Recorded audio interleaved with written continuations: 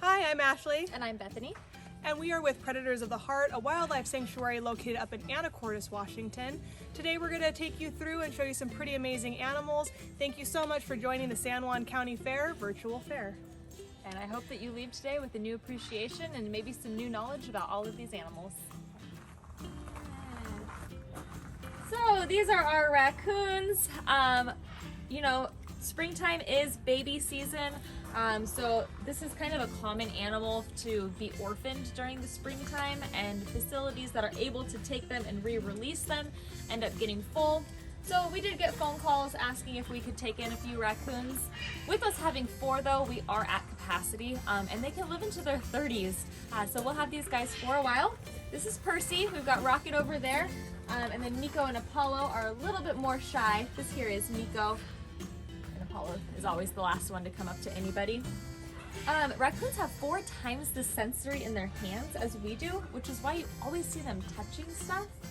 Putting things in water actually increases that sensory, so that's why it's really hard to keep any of their water clean. They're constantly putting stuff in there. They're not actually washing their food, but it is just kind of a sensory thing for them. These guys eat pretty much everything. One of the few animals that aren't really susceptible to human encroachment, so you'll find them in every major city in the United States. No, don't bite. Raccoons are a pretty notorious animal for getting really aggressive, especially after the age of 2. So most of the time when you see people having them as pets on the internet, they're usually juveniles. By the time they hit around 2 or 3, they start to really get aggressive. We work with these guys every single day to kind of combat that, but they're still always going to have a little bit of that bitiness to them. You're doing pretty good so far. You I don't trust all of the time because you like to bite. You do like little sniffs and then chomp, don't you? Yeah, that tickles though.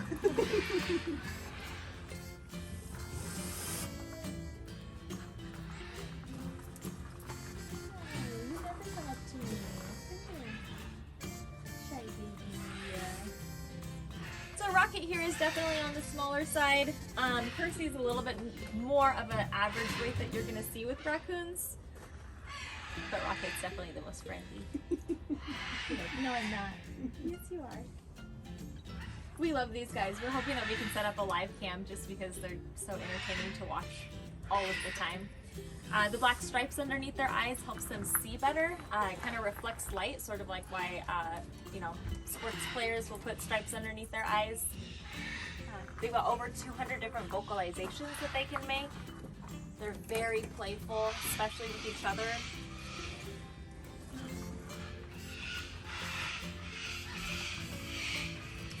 Skunks are omnivorous animals. Out in the wild, they're obviously not going to be eating turkey bacon, but they will be eating a lot of insects.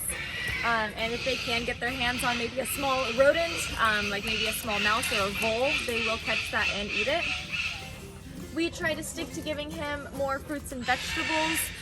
Their vegetables actually have to be steamed. Their jaw is not strong enough to actually break through hard vegetables. And the way they kind of get around that in the wild is they eat kind of rotten vegetables, so stuff that's already kind of been fermenting and getting soft already. Now, skunks actually have about 15 milliliters of spray in each gland, which is insane. So that's 30 milliliters total. And I'm not sure how often they can reproduce that after a spray. But I do know it can be a little taxing on them. So they really only try to spray when it's sort of a last resort. They have other techniques to get people away from them. And that very distinct color pattern makes them very known for that scent. So most animals that have had an interaction with a skunk before aren't typically going to go after one again. Birds of prey are one of their biggest predators. Owls especially. Owls can actually kill before being sprayed, and they actually aren't as affected by the spray because their smell is not very good. The #1 reason for skunk death is actually obesity. Skunks will eat and eat and eat and eat until they actually eat themselves to death. So these guys really are also play a part of that janitorial role in the web of life, because they'll go through and they'll just clean everything up and they don't stop. So as you can see, we have to have Odie on a diet because he will have the same problems here that he would out in the wild, and that's just literally eat himself to death. So So these are our possums. You're gonna find them pretty much everywhere in North America. They're actually the only marsupial that lives in North America. These guys are really important to our ecosystem. They are the forerunners in the prevention of Lyme disease because of the amount of ticks that they eat every year. They actually eat their body weight in ticks. So we really need them out there. They're very important. And some people think they're ugly, but we think that they're really cute. Look at that face. We love the possums. They also have opposable thumbs. They have the prehensile tail that they don't normally hang from like you see on cartoons and things like that. They mainly use that for balance. They have really, really bad vision. So that's why when you go up to a possum, they usually present open mouth. You're just this big blob coming up to them. They're fairly slow animals. So if they're crossing the road or something like that, please slow your car down. Don't hit them. They are essential. They do eat 95% of the ticks that cross their path, which is about 5,000 a year. So they are really, really important. A lot of people don't realize this, but these kind of are the janitors of our world. They keep everything clean. They'll eat anything decayed. They'll eat any bad meat that's on the side of the road. They're very, very essential into the ecosystem. Really misunderstood. Springtime is baby season for quite a few different types of animals, and possums are included in that.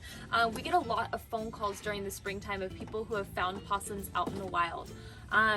Honestly, if they are 7 inches from their nose to their butt, they're big enough to survive. What happens is mom has 13 babies, and once they have released from the nipple and climbed up onto the back, they kind of hang out there for a little while, and then where they fall off is where they kind of start their life. They're solitary animals, and they'll just start foraging and looking for food from there. So if you do see one and it's about this big, it's probably fine. Just leave it alone, let it be. Possums are actually very good climbers too. They love to climb, so you don't always see these guys on the ground. They do like to go in hollows and things to hide. They like to come out at night and take care of things, but you will see them throughout the daytime too. You can see as they get older, they only live 1 to 2 years in the wild and in captivity. The oldest living possum in captivity is 4 years old. Gracie here is 2, so you can kind of see the difference in size. Gracie is 2 years old, and this little guy is only 6 months old. So they don't grow too fast, but they do grow pretty rapidly after they hit about 6 months old. So she's just now starting to get full grown. And as they do get older, they do tend to get that white around the outside of their eyes. That's kind of how you can tell if you have an older possum. And believe it or not, the #1 reason for possum death is actually a thing called crispy ear. What happens is when they eat something, or if they get any kind of bacteria or disease, it will go to one of their, whether it be their tail or their hand, and it actually will allow it to stop all circulation and fall off. And that's one of the reasons that they actually pass away, because they're no longer able to, walk around and do the things that they need to do. Right? If you do see a possum on the side of the road that has been hit by a car, please do check mommy's pouch. If there are babies in it, please call your local rescue or sanctuary so that they are able to rehabilitate those and re-release them into the wild for us. Because like we said, we do need them. If you have one under your house, just wait a couple of years. They don't have a long lifespan. Yeah. And the threat of getting rabies from them is pretty much non-existent. Their body temperature is too low to host the virus. So there have only been a very few handful of cases of possums even having rabies. So you don't have to really worry about that if you are checking pouches. These guys can actually be bit by rattlesnakes and be perfectly fine. They have a special kind of protein in their blood that allows them to be able to not process that venom. They also have one of the lowest blood temperatures out of any mammals. They anywhere from 92 to 96 degrees. So these guys are really special, very misunderstood. So but possums are one of my favorite animals. Yeah, look at that. So sweet. Whoa. You're good.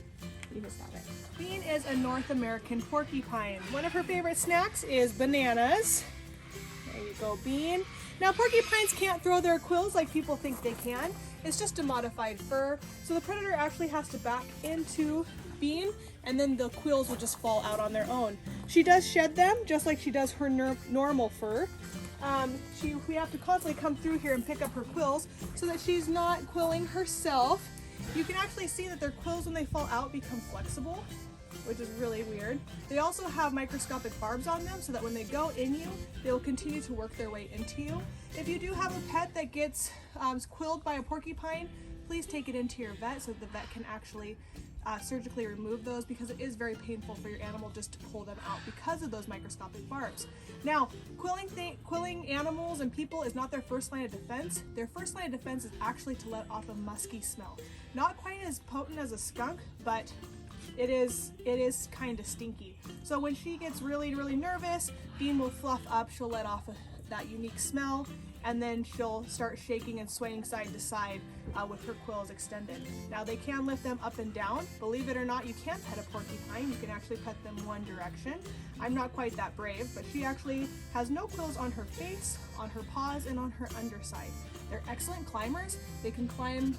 If you want to see a porcupine, you need to actually look up because they climb quite a bit. She actually has a beautiful maple in here that has a hollow in it so that she's able to constantly climb. She does like to be up high though, so she has her box up high. She makes a really cute noise that sounds like a broken cell phone, and she's one of our loudest and most demanding animals in the morning for food. She'll go, meh, meh, meh, meh. She's very, very cute. Bean is found in the rodent family, so her teeth constantly need to be filed down. We do that by providing her with alder branches. We have a special pellet that's made just for rodents to keep those teeth filed down because they're continually growing. She's a very cute little girl.